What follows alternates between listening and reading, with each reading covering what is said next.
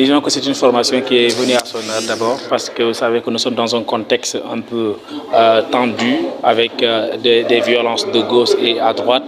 Et souvent, quand vous regardez très bien ces violences-là, on peut en citer des violences faites aux enfants, mais également des violences faites aux femmes. Donc aujourd'hui, je pense que si c'est les journalistes qui sont capacités dans le sens de pouvoir également éviter des circonstances pareilles, parce que quand on parle de violence, beaucoup de gens vont penser que la violence là, elle est physique. Mais la violence, elle est d'abord verbale même, avant d'être donc physique. Donc c'est des mots que nous, en tant qu'hommes de médias, que nous utilisons souvent dans nos éditions ou bien même dans nos productions donc médiatiques, qui font quelquefois défaut et qui donc n'aident pas donc la société dans laquelle nous évoluons à donc se débarrasser de certains préjugés. Vous savez très bien que aujourd'hui la société sénégalaise, pour ne pas dire africaine, elle est conçue de telle sorte que souvent la femme elle est reléguée souvent au second plan, que ce soit quand même. Donc c'est un problème que nous vivons au niveau sociétal qui est même maintenant devenu,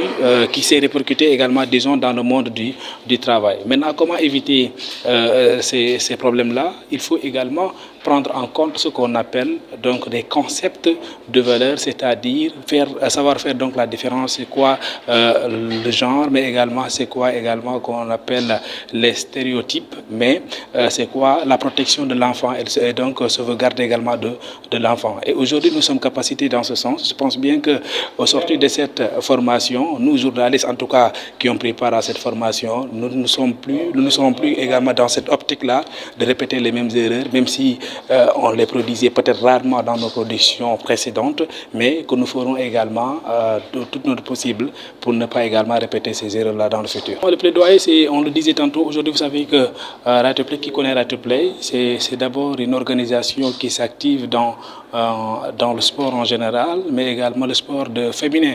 Et vous savez très bien, quand on parle de sport féminin, on ne peut pas également oublier la médiatisation, parce que depuis quelque temps, le football féminin n'a pas été médiatisé, et ceci a retardé le football féminin au niveau international. Donc les dirigeants, que ce soit au niveau international, au niveau également local, ils ont pris des décisions, ces autorités, pardon, elles ont pris des décisions qui vont aller dans le sens de valoriser le football féminin. C'est pourquoi vous entendez également aujourd'hui au niveau de la FIFA, de même que la CAF, on vous dit qu'une équipe donc masculine qui n'a pas une formation féminine ne va pas prendre part à des compétitions internationales ou continentales.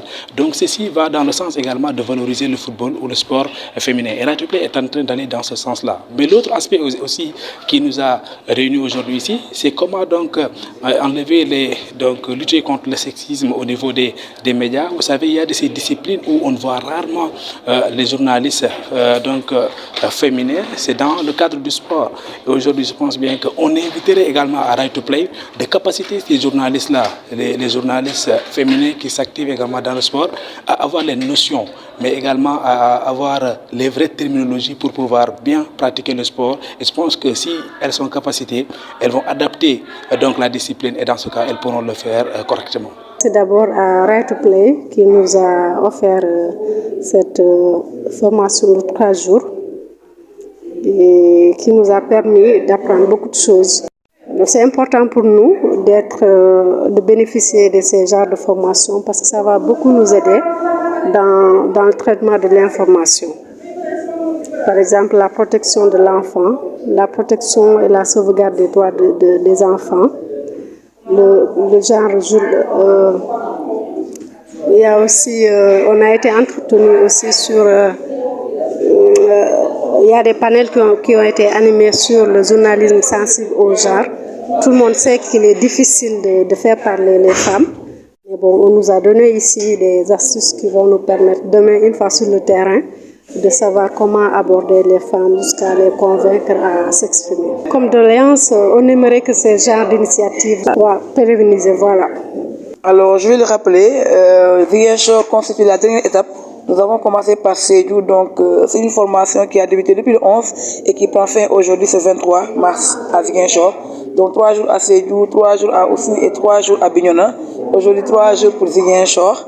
Donc c'est une rencontre que Right to Play, en collaboration avec le CEDEPS, a bien voulu organiser pour partager avec les acteurs médiatiques sur les questions de sauvegarde et de protection des jeunes filles, mais surtout pour réfléchir ensemble sur comment promouvoir la pratique sportive chez les femmes, mais également l'engagement des journalistes dans le domaine sportif.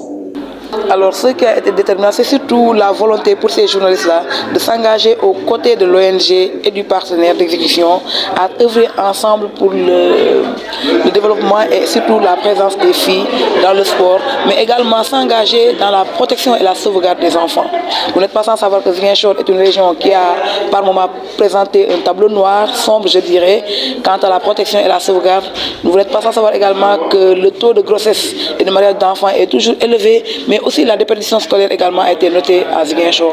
Également, il y a des filles qui ont manifesté la volonté d'être des athlètes, d'être des footballeurs, d'être des sportifs, mais compte tenu des pesanteurs socio-culturelles, certains ont été obligés de voir le rêve ne pas se réaliser. Donc aujourd'hui, Right to Play est là, aux côtés du CEDEPS, et accompagné des journalistes et des acteurs médiatiques pour encourager, accompagner et promouvoir la pratique sportive des femmes.